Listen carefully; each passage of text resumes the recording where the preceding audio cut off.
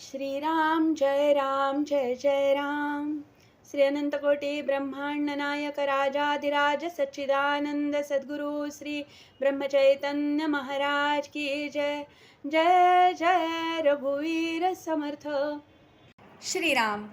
श्री ब्रह्मचैतन्य गोंदवलेकर महाराज प्रवचन 19 एप्रिल. भवरोगापासून मुक्ततेचा उपाय, सत्संगती व नामस्मरण. एका गावात एक वैद्य राहत होता.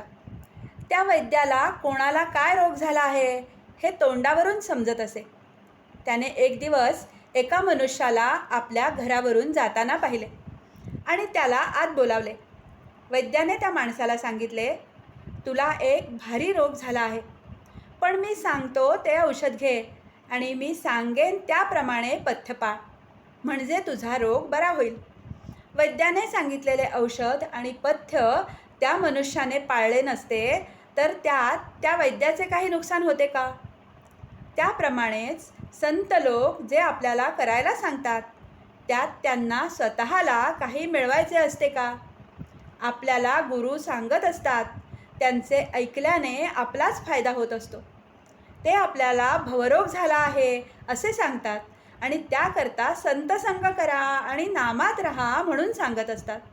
ते जे सांगतात ते स्वतः अनुभव घेऊनच सांगत असतात. औषध सोपे असले म्हणून त्यात गुण नाही असे म्हणून कसे चालेल? तुकारामांनी आपल्या उपासनेची शपथ घेऊन सांगितले आहे की नामस्मरणासारखे सोपे साधन नाही.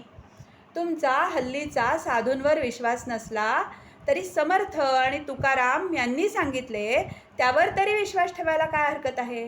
त्यांनी तुमच्या कल्याणाकरताच जे साधन सांगितले आहे ते तुम्ही न कराल तर त्यांचे काही नुकसान नाही, तुमचेच नुकसान आहे. तरी त्याचा विचार करा. आपल्याला रोग झाला आहे अशी आपली अगोदर खात्री झाली पाहिजे, म्हणजे निम्मे काम झाले. आपल्याला रोग झाला आहे असे पक्के कळल्यावर आपण औषध घेण्याचे टाळणार नाही. संसारात सुख नाही असे आपल्याला दिसत असताना ज्या योगाने सुख मिळेल त्याच्या खटपटीला लागले पाहिजे. त्याकरता होईल तितके नामात राहण्याचा प्रयत्न करा, म्हणजे तुम्हाला खरे समाधान मिळेल. एका मनुष्याने 30 वर्ष मनापासून नोकरी केली. तो म्हणाला, भगवंताची पूजा आणि भक्ती कशी करावी हे मी नोकरीपासून शिकलो. त्याला विचारले, ते कसे? तेव्हा त्याने उत्तर दिले, नोकरीमध्ये वरिष्ठांच्या मर्जीप्रमाणे वागावे लागते.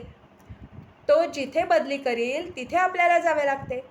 मग घरात अडचण असली तरी तिथे आपले काही चालत नाही, म्हणजे आपले पण बाजूला ठेवावे लागते. आता मी सेवानिवृत्त झाल्यावर मालक तेवढा बदलला. आता मी वरिष्ठाच्या ठिकाणी भगवंताला ठेवले आहे. भगवंत हा श्रेष्ठ वरिष्ठ आहे, कारण तो माणसासारखा स्वार्थी नाही. तो अत्यंत निस्वार्थी असल्यामुळे माझ्या हिताचेच नेहमी घडवून आणतो, म्हणून मी आता अत्यंत आनंदात आहे. याचप्रमाणे प्रत्येक माणसाने आपल्या प्रपंचापासून परमार्थ करायला शिकले पाहिजे. हेच आपल्या जीविताचे सार आहे. आजचे बोधवचन. अनन्यतेशिवाय भगवंताची प्राप्ती नाही, त्यातच भक्ती जन्म पावते. जानकी जीवन स्मरण. जय जय राम.